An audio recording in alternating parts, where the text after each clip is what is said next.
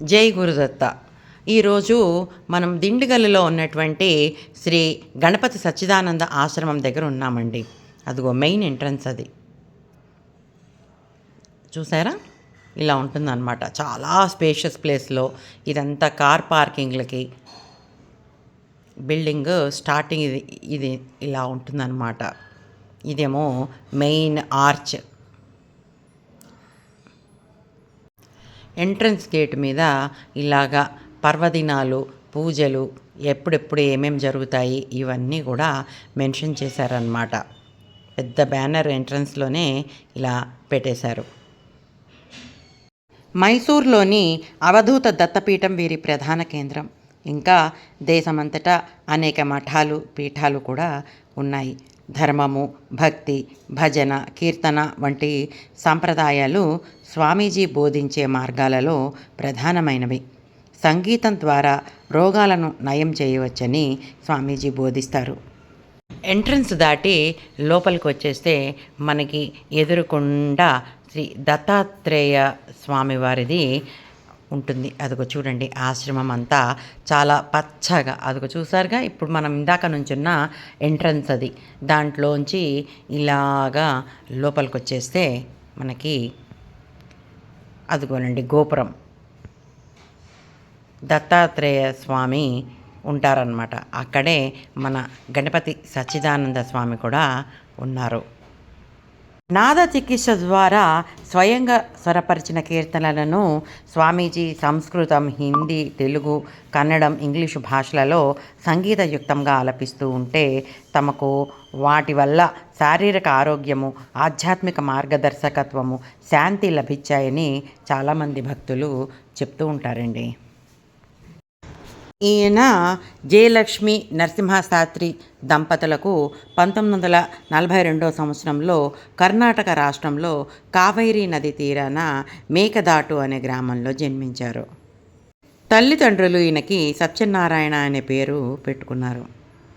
ఈయన తల్లి కావేరీ నది ఒడ్డున ధ్యానంలో ఉన్న సమయంలో ఈయన జన్మించారని, పుట్టడంతో ఈయన నుదుటిన విభూతితో పుట్టారని అక్కడున్న వెబ్సైట్లో చెప్తూ ఉన్నారండి. అయితే చిన్నప్పటి నుంచే ఈ బాలుడు ఆధ్యాత్మిక సాధనల పట్ల, సంగీతం పట్ల విశేషమైన ఆసక్తి చూపాడట. 1951లో అతని మాతృమూర్తి శివైక్యం చెందడానికి ముందే ఇతనికి దీక్ష ఒసిగిందట. బడికి వెళ్ళే సమయంలోనే ఈయన తన స్నేహితులతో సత్సంగా జరిపించటం, కొన్ని అద్భుతమైన సిద్ధులు ప్రదర్శించటం చేసేవాట. కొంతకాలం అతను పోస్టల్ వర్కర్, బడిపంతులు వంటి ఉద్యోగాలు కూడా చేశాడు. ఆ సమయంలో కష్టాల నుంచి బయటపడిన కొందరు అతనికి జీవితాంతం శిష్యులయ్యారు. అతడు భజనలు, కీర్తనలు పాడుతూ ఉండేవాడనమాట. యోగా కూడా నేర్పేవాడు. క్రమంగా ఆయన శిష్యుల సంఖ్య పెరిగింది. 1966 సంవత్సరంలో ఈయన మైసూరులోని తన ఆశ్రమంలో నివాసం ఏర్పరచుకున్నారు. అప్పటి పొలంలో ఒక చిన్న పాక. తర్వాత ఆయన దానిని గణపతి సచ్చిదానంద స్వామి అనే పేరుని గ్రహించారు. ఆశ్రమానికి వచ్చే సందర్శకులు, భక్తులు చాలా ఎక్కువగా రావటం మొదలుపెట్టారు. అతని భక్తులు దేశమంతటా అనేక కార్యక్రమాలు నిర్వహిస్తున్నారు. శివరాత్రి పర్వదినాన ఈ స్వామీజీ హోమగుండంలో ప్రవేశించటం, శివలింగం, శ్రీచక్రం వంటి వస్తువులను బయటికి తీయటం భక్తులకు ప్రియమైన అద్భుత కార్యంగా చెప్పబడుతుంది. నవరాత్రుల సందర్భంగా ఆయన అమ్మవారికి చేసే పూజలు కూడా భక్తులకి చాలా ఇష్టమైనవన్నమాట. ఈ ఆశ్రమాన్ని దర్శిస్తూ ఈయన గురించి మీతో ఇలా మాట్లాడడం నాకెంతో సంతోషంగా ఉందండి. ఈ ఆశ్రమం మొత్తము 25 ఎకరాల తోటలో ఉంది. చుట్టూతా అందమైన ఉద్యానవనంని పెంచారు. సచ్చిదానంద స్వామి వచ్చినప్పుడు ఇతర కార్యక్రమాల నిర్వహణకు అన్ని హంగులతో పెద్ద సభాస్థలం ఉంది. దాన్ని ఆనుకొని విశ్రాంతి గదులు కూడా ఉన్నాయి.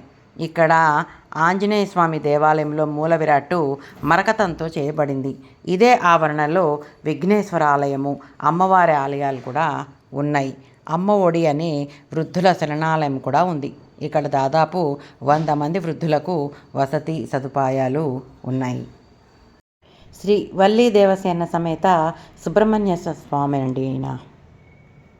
ఈయనకి కృతికా నక్షత్రం మొదలైన ప్రత్యేక దినాలలో అభిషేకము, త్రిసతి అర్చన, సుబ్రహ్మణ్య కళ్యాణము, అన్న వితరణ అంటే అన్నప్రసాదం కూడా ఆ రోజు వినియోగం జరుగుతుందన్నమాట. అంతేకాకుండా ఇక్కడ ఆశ్లేష నక్షత్రం ఉన్న రోజు సుబ్రహ్మణ్యేశ్వర స్వామి వారి సన్నిధిలో నాగదోష నివారణ, కుజదోష నివారణ, వృత్తి, ఉద్యోగ, వ్యాపారాలలోని ఆటంకాల నుండి ఉపశమనం పొందేందుకు ఆశ్లేష బలి పూజ కూడా జరుగుతుంది. అలాగే దత్తాత్రేయ స్వామి వారికి తైలాభిషేకం, గణపతి హోమం, అనఘావ్రతం ఇవన్నీ కూడా నిర్వహించబడతాయన్నమాట. అలాగే అన్నప్రసాదన వితరణ కూడా జరుగుతుంది. చూడండి ఎంత బాగా చేస్తున్నారో. ఇది ఆశ్లేష బలి పూజ అన్నమాట. సుబ్రహ్మణ్యేశ్వర స్వామివారి గుడి కరెక్ట్గా ఎంట్రన్స్కి రైట్ సైడ్లో ప్రత్యేకంగా ఉంటుందండి. మిగతా దేవతలందరూ ఆల్మోస్ట్ ఒకే కాంపౌండ్లో ఉంటారు, కానీ ఆంజనేయ స్వామి, సుబ్రహ్మణ్యేశ్వర స్వామికి వేరే వేరే కాంపౌండ్స్ ఉన్నాయన్నమాట. చాలా అందంగా ఉంది. ఇక్కడ పూజారి చాలా బాగా పూజలన్నీ కూడా శాస్త్రవంతంగా నిర్వహిస్తారు. ఈ పూజలన్నీ కూడా స్వామివారి ఆజ్ఞానుసారంగానే జరపబడతాయన్నమాట.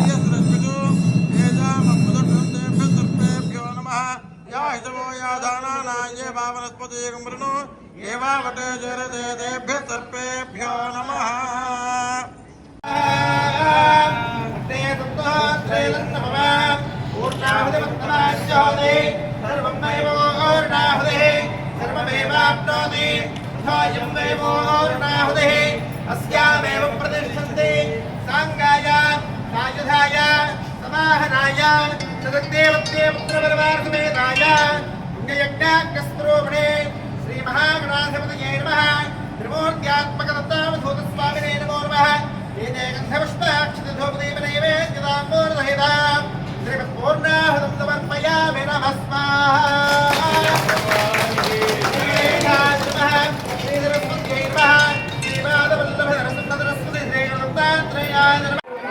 ఎంతోమంది స్కూల్ పిల్లల్ని కూడా ఎక్స్కర్షన్ కోసం తీసుకొచ్చారండి. పర్వదినాలలో విపరీతమైన రష్గా ఉంటుంది. అలాగే అన్నప్రసాద వితరణ కూడా ఉంటుందన్నమాట. ఇదిగోనండి ఆశ్లేష బలి పూజ ఫోటోలు,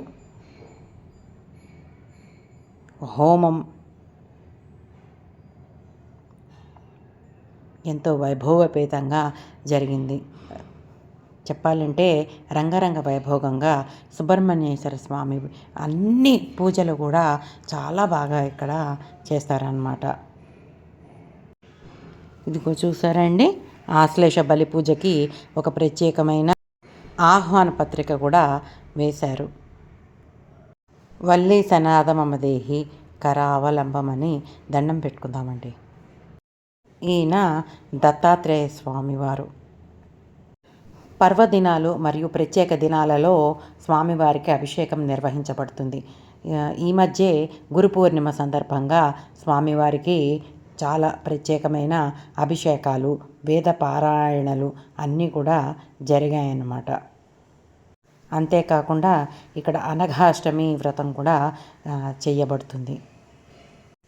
స్వామివారికి పాదాలకి అర్చన కూడా చేయబడుతుంది. ఇది కావడి ఉత్సవం అండి. పాలు ఇలా కావళ్ళలో తీసుకొచ్చి అభిషేకం చేశారన్నమాట. అలాగే శ్రీరమా సహిత సత్యనారాయణ స్వామి వ్రతము, ఏకాదశి మొదలైన తిథులలో నిర్వహిస్తారు. ఇక్కడ జరగని పూజ లేదండి, జరగని వైభవం లేదు. ఎంతో అందంగా చూడండి ఎలా కళకళలాడిపోతున్నారో సత్యనారాయణ స్వామి. ఇది వల్లి దేవసేన సమేత సుబ్రహ్మణ్యేశ్వర స్వామి వివాహ పత్రిక. సంకటహారతి సందర్భంగా స్వామివారికి విశేషమైన పూజలు, అభిషేకాలు, అర్చనలు అన్నీ జరుగుతాయి. ఇది మరకత ఆంజనేయ స్వామివారి విగ్రహం అండి. ఈయనకు కూడా అభిషేకాలు, విశేషమైన పూజలు, అలంకారాలు, చాలా ప్రసాదాలు అన్నీ కూడా చాలా వైభవపేతంగా జరుగుతాయి. భక్తులందరూ కూడా చాలా విశేష సంఖ్యలో వచ్చి ఇక్కడ స్వామివారికి ముడుపులు అవి కట్టడము, అలాగే వడమాలలు వేయించటము చాలా ఎక్కువగా చేస్తూ ఉంటారండి. చాలా మహిమగల దేవుడు మరకత ఆంజనేయ స్వామి.